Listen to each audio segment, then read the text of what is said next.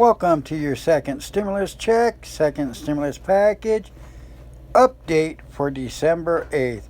Hope everyone's doing good. Before we get into this, if you haven't subscribed to my channel, please subscribe and ring the bell and give this video a thumbs up. Today we will be covering stimulus check, the stimulus package here, and at the end of this video, the very end, talking about the unemployment, what some states are doing to issue their own stimulus. They have to spend the remaining money from the CARES Act before the end of the month or give it back. So they're pitching in here to each one of the states, and I have that listed down where you can see it. They're also calling this stimulus check a relief package here, but we'll see how it goes and what they're going to get approved this week here. Things are still looking good. They might postpone this till the 18th to get the government package done, which wouldn't be this Friday, but next Friday. Still praying somewhere in here they got some kind of a stimulus check that's actually going to give stimulus money to folks.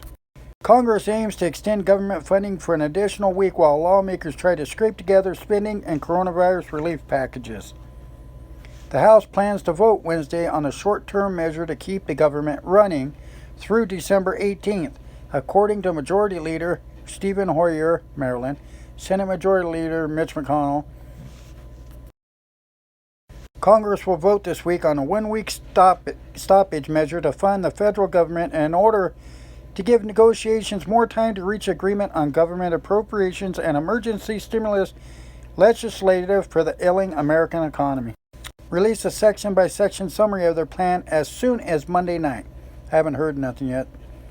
They remain at least a day away from releasing legislative language that can be signed into law and are in particularities torn over a liability shield for coronavirus-related lawsuits and how to appropriation funding for state and local governments, two provisions that have divided the parties for months. To give negotiations more time, Congress is more likely to approve a measure to fund the government at an existing level for 1 week, while appropriations continue to work on the bills to fund federal agencies. How states and cities are taking stimulus into their own hands. It's been months since Americans received meaningful aid to help cope with the coronavirus pandemic and its devastating financial fallout. The CARES Act, which went into law in late March, delivered $1,200 direct stimulus payments to most citizens and a round of Paycheck Protection Program loans to small businesses. Paycheck Protection Program loans to help small businesses. Since then, there's been no aid to speak of, and while lawmakers have worked to hammer out a second relief package, so far they failed to agree on any all-encompassing bill despite extensive negotiations. Given the number of people struggling at present, including millions of jobless Americans, some states are taking stimulus matters into their own hands. Here are a few states aiming to help residents make it through the pandemic. Colorado. Colorado is issuing a $375 stimulus payments to residents experiencing financial hardship. Workers collecting between $25 and $500 a week in unemployment get a one-time payment. New Mexico. New Mexico is offering $100 million in grants to small businesses as well as $15 million in emergency housing assistance. In addition, it's given $5 million to food banks and another $5 million in direct payments to low-income residents not eligible for the CARES Act stimulus check. The state is also paying a one-time $1,200 benefit to the unemployed. New York City, the early U.S. epicenter of the pandemic, $35 million in no-interest loans are available to small business owners in low and moderate income neighborhoods. The loans are worth up to $100,000 apiece. California. Like New York, California is trying to help small businesses stay afloat. It created a $500 million fund to issue grants to small businesses and nonprofits. Recipients will be eligible for up to $25,000 early next year. Maryland is issuing over $19 million in grants to help prevent evictions. That money will assist an estimated 3,600 households in the state.